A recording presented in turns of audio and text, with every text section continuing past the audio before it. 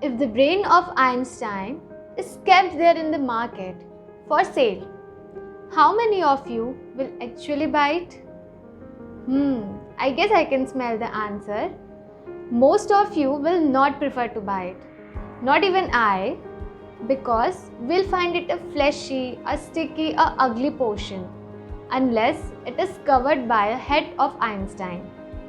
So guys, let us discuss today about the most demanding topic, that is resume building. So to all those who think that your CV and resume is one and the same thing, a big no is on your way, because your CV is the depth document which describes the whole course of your career. It can be of 10 plus pages and used for only academic purpose, whereas your resume is 1-2 page long and it includes all those details that are relevant for your job opening. So let us have a deep look over how actually we need to write a resume. As the old saying goes, you will never get a second chance to make your first impression.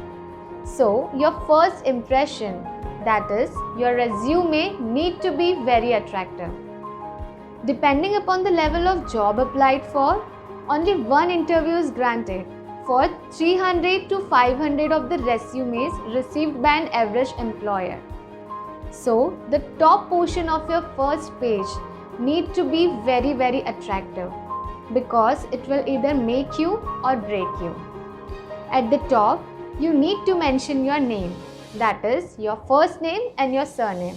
You do not need to mention your parents' name in between. Next comes your contact details. In that, you have to write your current and active phone number and your formal email ID. Next comes your current, proper and complete address where you are staying at the present moment. I want to highlight a point. If you are an outstation student, so you do not need to mention your hometown address, because an employer has nothing to do with it. You have to also affix your formal photograph. Next comes, you have to mention a short, simple and attractive objective. It is the optional part, but if you do mention, well and good. I would like to share an example of objective like which you can mention in your resume. It goes like, to work in an environment which encourages me to succeed and grow professionally, where I can utilize my skills and knowledge appropriately. Moving ahead, next comes your education section.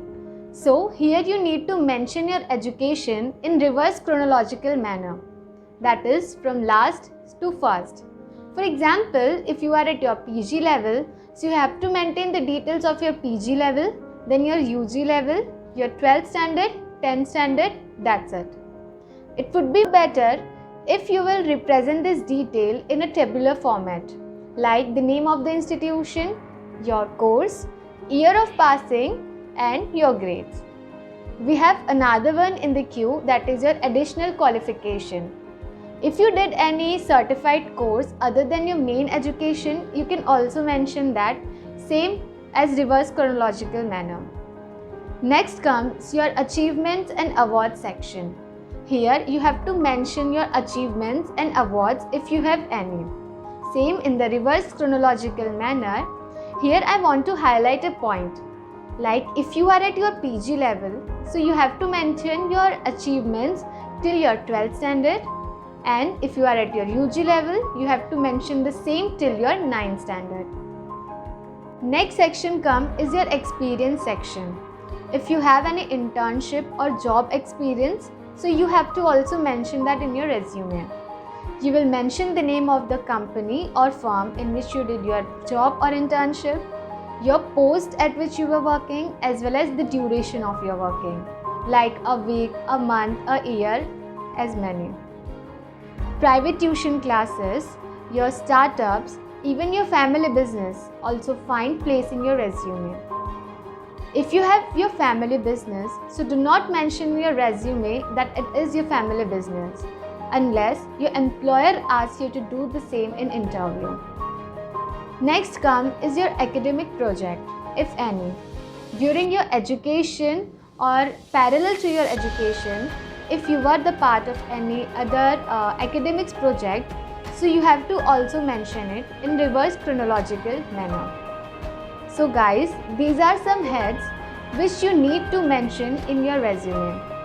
Quickly, I'll be sharing some do's and don'ts that you need to remember while making your resume. Some do's are: make an attractive presentation because presentation is important. Keep it honest. You can represent a fact in a decorative manner, but you cannot build your own. Use visual clues like to represent address, email, phone number, etc. because it will make your employer's work easy. And if you will make your employer's work easy, he will make your work easy. So keep this in mind. Use appropriate amount of space while putting your information. Use bullets which will help to structure your resume and improve the appearance and give a formal look to it. Use short sentence and which should be very impactful. We have some don'ts with us which we need to discuss because every coin has its two sides. So let's have a look to our don'ts also. Do not use fancy font styles. Arial and Times New Roman with font size 10 to 12 are most appropriate one. Your resume should not exceed 2 pages. Drop the use of word I. For example, you can use successfully did this work instead of mentioning that I did this work.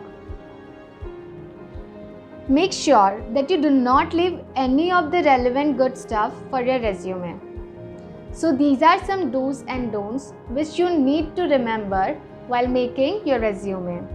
We'll be sharing the best 3 resumes with you in a description box till date so that you can have a look and have an idea how to frame your information that I had shared with you in this video. In our next series, we'll be making videos like how to face your personal interview, how you should be dressed up while facing your interview, and so many. So, stay tuned with Mudaliar coaching classes. And if you have any doubt regarding how to make resume, you can write down it in your comment section or feel free to contact us in our contact numbers given below. Thank you.